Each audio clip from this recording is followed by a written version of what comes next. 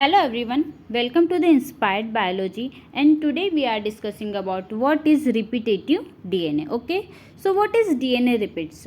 So short or long patterns of nucleic acid that occurs in multiple copies throughout the genome of an organism. Means क्या कि कोई भी organism है, ठीक है, उसका जो जीनोम होता है ना, वो जो जीनोम किससे मिलकर बना होता है? न्यूक्लिक एसिड से या न्यूक्लियोटाइड से।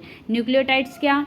ए टी सी जी, ये जो सीक्वेंस होती है न्यूक्लियोटाइड्स की, है ना, तो ये जो न्यूक्लियोटाइड का सीक्वेंस है ये थ्रू आउट द जीनोम में मल्टीपल टाइम से प्रेजेंट होता है। ठीक है, मीन्स कोई भी अगर सीक्वेंस है तो वो सेम सीक्वेंस कई बार अपने आप को रिपीट करती है, उन्हें ही हम कहेंगे डीएनए रिपीट्स। ओके, अब ये जो डीएनए रिपीट्स है, ये रिपीट जब हो रहे हैं डीएनए में तो ये दो तरीके से रिपीट हो रहा है। ठीक है, एक है टेंडम रिपीट्स और एक है डिस्पर्स्ड रिपीट। अब टेंडम रिपीट्स में क्या हो रहा है?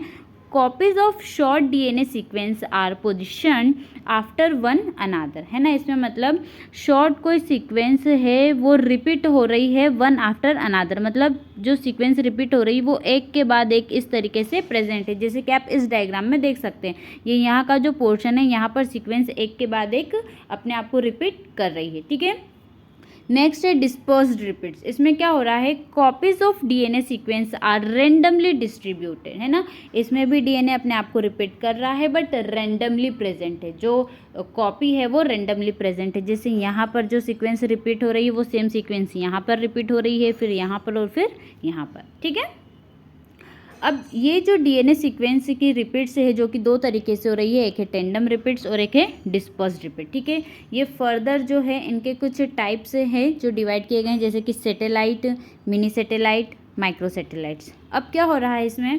ठीक है, अब ये जो देखो टेंडम रिपीट्स है ना, इन्हें हम STR भी कहते हैं। STR means what? Short tandem repeats. Short tandem repeats मतलब कोई शॉर्ट सीक्वेंस है जो कि बार बार अपने आप को रिपीट कर रही है ना, टू वन नेक्स्ट अनादर, है ना। और इसके अलावा हम इसे VNTR भी कहते हैं, that is variable number of tandem repeats. अब इसका मतलब क्या है? TR तो मतलब टेंडम रिपीट्स है ना, मतलब शॉर्ट सीक्वेंस है जो अपने आप को रिपीट कर रही है। ठीक है, अब क्या होता है कि किसी एक जीनोम में हो सकता है वो सीक्वेंस ने आपका अपने आप को 7 टाइम रिपीट किया है, जो दूसरा जीनोम है उसमें वो 8 टाइम रिपीट्स हो रही है, थर्ड जीनोम है उसमें वो 9 टाइम अपने आप को रिपीट कर रही है।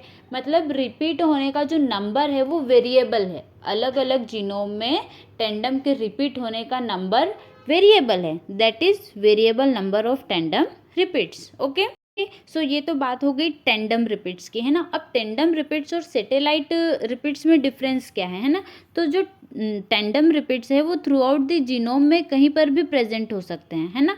बट जो सैटेलाइट रिपीट्स आप देखेंगे वो जनरली सेंट्रोमियर पर और टीलोमियर पर प्रेजेंट होते हैं। ठीक है, क्रोमोसोम का जो सेंट्रोमियर होता है, टीलोमियर होता है, ये पोजीशंस वहाँ पर जनरली ये सैटेलाइट डीएनए प्रेजेंट होते हैं। ठीक है, अब ये भी अलग अलग तरीके से प्रेजेंट हो सकते हैं। फॉर एग्जांपल कि ये CTGA एक यूनिट है। CTGA एक यूनिट है जो एक जीनोम में अपने आप को 4 बार रिपीट कर रही है। ठीक है, तो यही जो एक जो यूनिट है अगर वो 1 to 9 टाइम अपने को रिपीट कर रही है, इससे ज़्यादा नहीं, तो वो कहलाएगा माइक्रो सैटेलाइट। ठीक है, और वहीं पर कोई सी यूनिट है जो कि 10 या 10 से ज़्यादा बार 100 टाइम, हम कह सकते हैं 10 to 100 टाइम अपने को रिपीट कर रही है, तो उसे हम कहेंगे मिनी सैटेलाइट। ठीक है, यहाँ पर हम देख सकते हैं कि 1 to 9 बेस पेयर या 1 to 9 टाइम कोई सीक्वेंस जो है वो अपने आप को रिपीट कर रहा है तो उसे हम माइक्रो सैटेलाइट कहेंगे।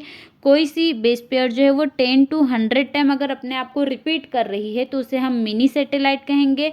और कोई से ऐसा है जो कि 100 से ज़्यादा टाइम अपने आप को अगर रिपीट कर रहा है सीक्वेंस तो उसे हम मैक्रो सैटेलाइट कहते हैं। ठीक है, अब नेक्स्ट हमने देखा था, यहाँ पर आ जाते हैं कि ये जो सैटेलाइटें हैं ना, ये टेंडम रिपीट्स और उसके अंदर हमने देखा। नेक्स्ट है डिस्पर्स्ड रिपीट जो कि रेंडमली प्रेजेंट होती है ना, रिपीटेटिव यूनिट। इसके अंदर है retro transposons and transposons. Okay, so ये क्या होते हैं, ठीक है। अब ट्रांसपोजोन जो है वो अपने आप में एक डिटेल्ड टॉपिक है, अलग टॉपिक है, पर यहाँ पर हम बस इतना देखेंगे कि ट्रांसपोजोन्स और रेट्रो ट्रांसपोजोन्स जो कि रिपीटेटिव यूनिट्स हैं, तो वो डीएनए में किस तरीके से प्रेजेंट है, इन दोनों में डिफरेंस क्या है।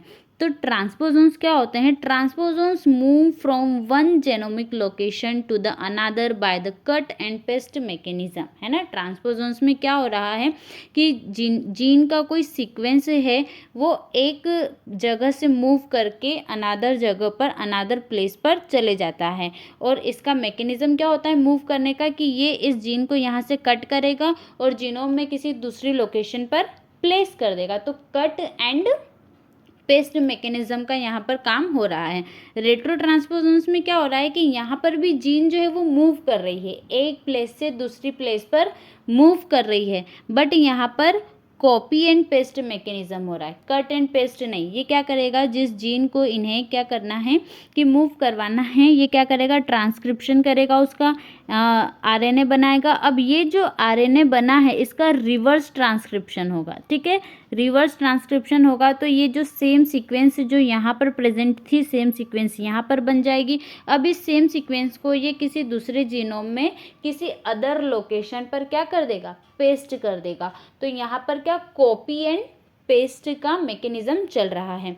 तो ट्रांसपोजोन्स और रेट्रो ट्रांसपोजोन्स होते हैं, इनका बेसिक कॉन्सेप्ट है क्या कि इनमें जो जीन्स होती है ना ये मूव कर जाती है जीनोम के अंदर, एक लोकेशन से दूसरी लोकेशन पर मूव कर जाती है ना। बट इन दोनों में डिफरेंस क्या है कि ट्रांसपोजोन्स जो है इनमें कट और पेस्ट मैकेनिज्म वर्क कर रहा है, और रेट्रो ट्रांसपोजोन्स में copy and paste mechanism work कर रहा है। ओके, ठीक है। इसके अलावा भी डीएनए में जो है वो अलग अलग तरीके से रिपीट्स प्रेजेंट होते हैं, जैसे कि एक तो डायरेक्ट रिपीट है ना, जैसे कि टेंडम रिपीट होता है कि एक ही डायरेक्शन में रिपीट हो रही है सीक्वेंस, है ना। जैसे कि हम यहाँ पर देख सकते हैं ACDEFGH, ये मतलब एग्जाम्पल दे रखा है, और सेम सीक्वेंस ये ए से लेके एच तक यहाँ पर फिर प्रेजेंट है, फिर प्रेजेंट है, फिर प्रेजेंट है। ओके, दूसरे हैं इन्वर्टेड रिपीट्स। इन्वर्टेड रिपीट्स मतलब एक कोई सीक्वेंस यहाँ पर प्रेजेंट है, वो सेम सीक्वेंस उसी के अपोजिट डायरेक्शन में प्रेजेंट है, फिर सेम सीक्वेंस इस तरीके से प्रेजेंट है और सेम सीक्वेंस उसके अपोजिट डायरेक्शन में प्रेजेंट है, ठीक है। तो ये कहलाएंगे इन्वर्ट रिपीट्स, है ना, जो कि अपोजिट डायरेक्शन में प्रेजेंट है, सेम सीक्वेंस। ओके, नेक्स्ट आते हैं पैलिंड्रोमिक सीक्वेंस प्रेजेंट होती है ना। पैलिंड्रोमिक सीक्वेंस क्या होगी कि कोई भी सीक्वेंस जो 5 to 3 डायरेक्शन में जा रही है, वो सेम सीक्वेंस जो है वो 3 to 5 डायरेक्शन में आएगी, बट अपोजिट स्ट्रैंड पर, है ना। देखो यहाँ पर TTAGCAC ये सीक्वेंस जो प्रेजेंट है, सेम सीक्वेंस यहाँ पर है लेकिन अपोजिट डायरेक्शन में और अपोजिट स्ट्रैंड पर प्रेजेंट है। इस तरीके के जो सीक्वेंस प्रेजेंट होते हैं उन्हें हम कहते हैं पैलिंड्रोम या पैलिंड्रोमिक सीक्वेंस, ठीक है।